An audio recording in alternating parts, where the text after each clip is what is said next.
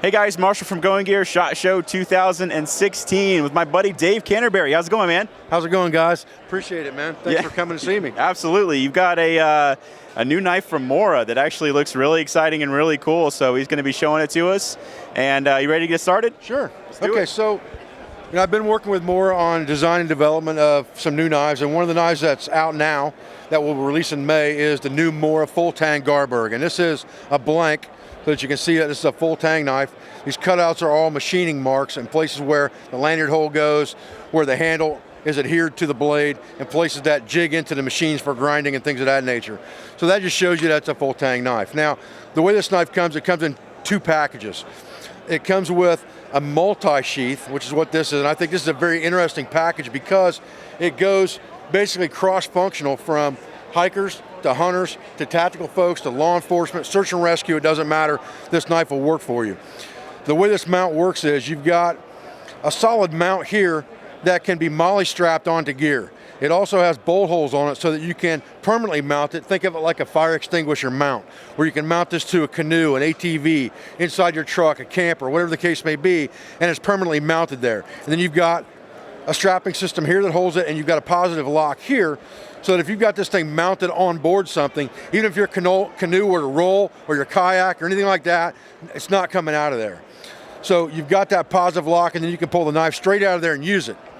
If you wanted to, you could also take this knife and you could remove it completely from the mounting bracket and take this with you, or you could pull it completely out like this, attach it to a belt mounting bracket, and carry it on your belt in a dangler fashion, and it's left or right-handed. It goes both directions. Now it's also available in a leather sheath as well. That's a snap sheath over here.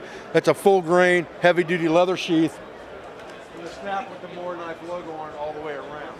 So it comes both ways. MSRP that they're looking at right now on the multi package is about $100, about $110 with the leather sheath upgrade. So all this comes in the one kit? This all comes in one package right here, only the leather sheath in the other package. Are we allowed to use a fire steel in here? Sure. Can you show the spine? Absolutely, absolutely. It does have that good heavy duty 90-degree spine on it, so you can use that to process your tenders, just like this.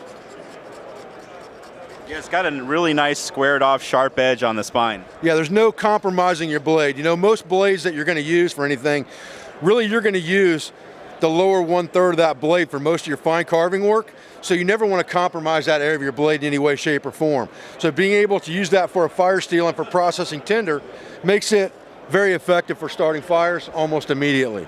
And that's one of the greatest advantages to that 90-degree spine and that heavy-duty blade on the full Tang Mora. All right, man. Pretty cool. First full Tang Mora knife.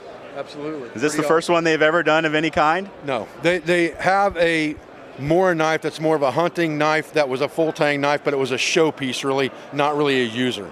This is the first bushcraft intention full Tang knife that Mora's ever made.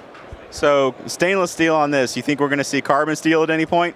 I think right now, you know, the stainless technology that they have, they use the highest quality Sandvik stainless steel over there, and they believe in Europe that stainless is a more robust, longer lasting steel than carbon.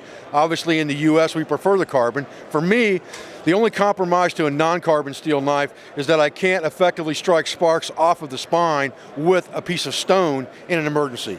But if I had to give up one thing on a knife, I'd give that up before I'd ever give up having a full Tang, because I want that robust material. So to me, this is one of the most ideal knives out there today. Again, I do think they'll work on a high carbon steel model, but it may be down the road a piece. Last question, when you coming back to Georgia to hang out? Actually, I think I may be coming back for Blade Show with Mora. Yeah. Yeah, and I've already talked to a couple of guys from Georgia. I'm working with the guys from Battle Box right now. I'm sure you're familiar with Battle Box. Yeah. We're working with them right now with some of our products, and we talked to them yesterday about possibly doing a cross over event with guys from Going Gear, possibly Georgia Bushcraft and Battle Box. Cool. After or before Blade Show. So seeing you in June? You got it, brother. All right. Thanks, Marshall.